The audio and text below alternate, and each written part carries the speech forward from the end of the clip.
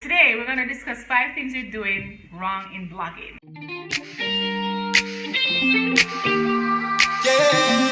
I know I'm going to be hammered by the blogging community for saying these things because these are really kind of industry secrets. You kind of learn these things when you really get into blogging. Let's get started. The first thing you're doing wrong is that you're writing all your posts by yourself. I know. There is something called PLRs, and I'll put what it means somewhere on the screen. And PLRs are persons, other bloggers who write evergreen content for you to use on your blog. All you have to do is change the images, tweak the words, and make it into your own.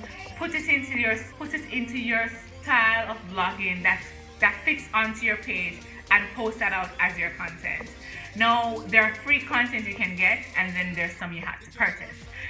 The thing about it is that if you're able to purchase a good enough package that say has like 20 posts, let's say you're fortunate enough to find a PLR package that's very affordable that has content surrounding a sustainable steel cup, and it gives you all the information you need on the steel cup and everything that goes along with it.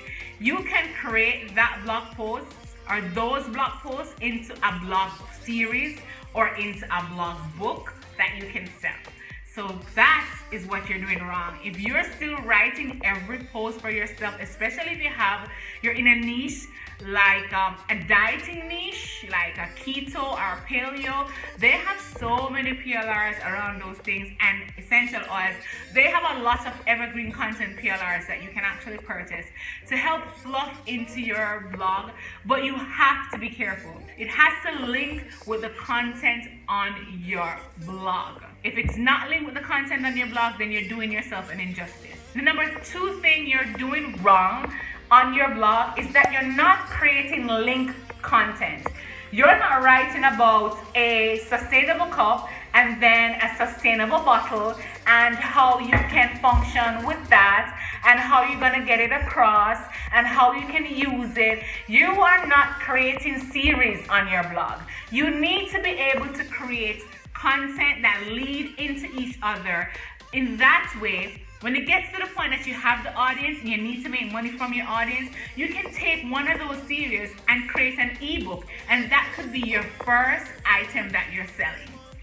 So if you're not creating series as yet, if you're not creating categories of things together, you're just writing all over the place, you're definitely doing that wrong.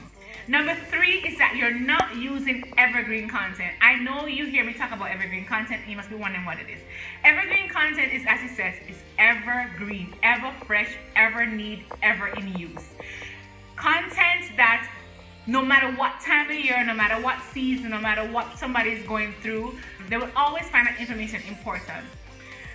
Evergreen content is, let's put it this way, it's not a Christmas post, it's not a Valentine's Day post, it's not a Hanukkah post or a Halloween post. It's nothing that is geared or connected to a particular day or time. It's writing about how to function as a woman in society as a single mom, how to use a sustainable cup in your lifestyle. You know, things that everybody on every given day can use, those are evergreen content. So if you don't have evergreen content on your blog will only get an uptick in traffic on days that you have things that you're talking about, Christmas stuff or Valentine's Day stuff or theme days. Those are the only days you get traffic. You have to have content that's ever going to be useful to people. So if you're not having evergreen content on your blog, that's the 3rd thing you're definitely doing wrong. The number 4 thing that you're not doing on your blog is that you're not using the right tools and software to enhance and maximize complete reach. A lot of persons get into blogging and figure they're just gonna write the post up there and it's just gonna be so awesome and so great that people are just gonna find it. If you're not marketing that post or your blog the right way on the right platforms at the right time, you will not get any kind of traffic to your website. There are different kind of platforms and there are different kind of software that you can use. Pinterest is obviously one. I always talk about Pinterest. Pinterest is one of the most important ways for you to get traffic to your blog. Tailwind will help with Pinterest, as well as Viral Roots will help with posting things from one board to the next. There are so many different apps you can use, but you have to do your research and know what is it that you're looking for, where you're weakest on your blog, and where you need to improve. But if you're not using the proper tools and software to maximize reach on your blog, you're doing it wrong. You're definitely doing that wrong. Number 5 reasons, and I spoke about this in my last 5 in 5 video, is analytics.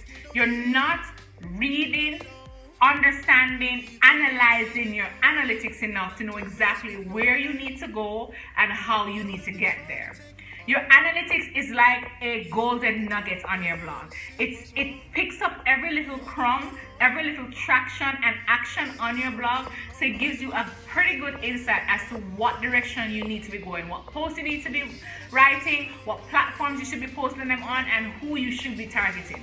So if you are not reading through your analytics and you don't know where you are going, you will not reach anywhere fast. That's going to be the foolproof way for you to be able to be excessively successful on your blog.